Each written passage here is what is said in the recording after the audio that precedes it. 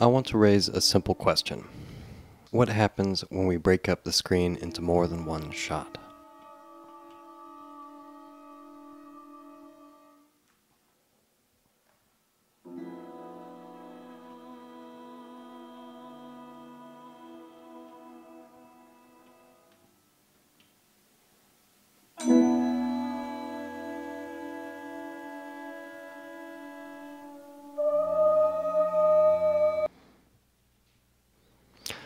Film studies likes to begin with a cut. And maybe this is exactly the problem in approaching this question, because the multi-channel screen is a totally different animal. The film cut is an interval of temporal juxtaposition. If we equate time with space, an error that Bergson expressly warns us against, we could say two cut shots are temporally contiguous.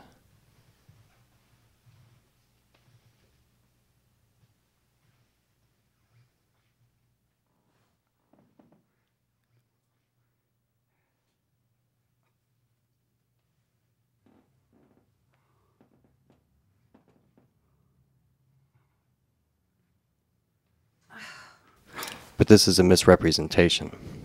The exact excitement of film is exactly that we can't hold two shots in their entirety in our minds. Instead, we must constantly pay attention, leaving ourselves open again to the shock of the cut, always coming from outside, expected, but always surprising in all its denotative thunder. But the fractured multi-channel screen is another thing. Multiple durations are put into spatial contiguity, a multiplicity of time. Deleuze writes of Abel Gance's triple-screen Napoleon as a luminous simultaneity of light and extension, of the whole which changes and is spirit. Okay, so what are we talking about? I find I get a little lost when talking about these things. It's not easy. Jacobson says that relationships of metonymy are hard to describe, easily defies interpretation. And I think that's the situation here. The cut is about replacement.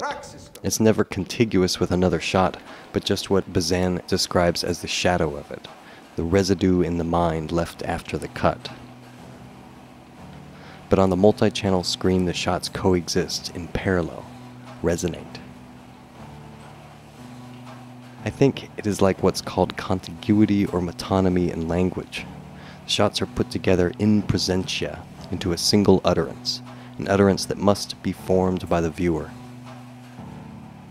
But here the sentence strung together is also speaking, moving, each shot in the stream of its own duration. Not only do we have to enclose them in our own duration, but we must constantly re-perform this action. Caught in the cut, we resonate between, around the shots. The frame is framed.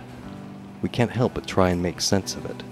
Work this irrational element separating one duration from another into our own internal virtual screen. Absorb it in our own duration. Like Bergson putting sugar in his tea. I must wait until the sugar dissolves, he says. But the most striking thing of this multi-channel screen is the black. I call it the irrational black, this fertile material that is the out of frame right there on the screen. From this black, anything might come, and into it anything might dissolve. It is, in this sense, the filmic whole right there on the screen, the filmic unconscious ready to imagine the cut. There's a beautiful symmetry of imagination in the multi-channel screen.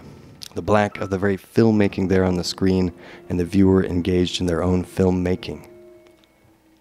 Because the screen can never be left as it is, it doesn't denote anything. The multi-channel screen is not iconic. It's cubist gibberish. It has to be continually reinvented by the viewer.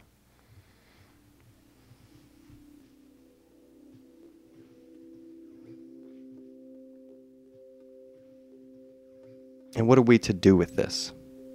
What are we to do with these new pieces? This black and boxes? There is an amazing chance to talk about time, about the before, during, and after, about the future exhausting the present exhausting the past, about time as a multiplicity of qualitative successions resonating with each other. I imagine a cinema of tea and sugar and an audience waiting for them to dissolve, a language in which to step outside of montage and watch it happen, or to step into the cut and feel its workings, to demand this of the viewer, to make their brains into screens, to approach the multiplicity peculiar to time.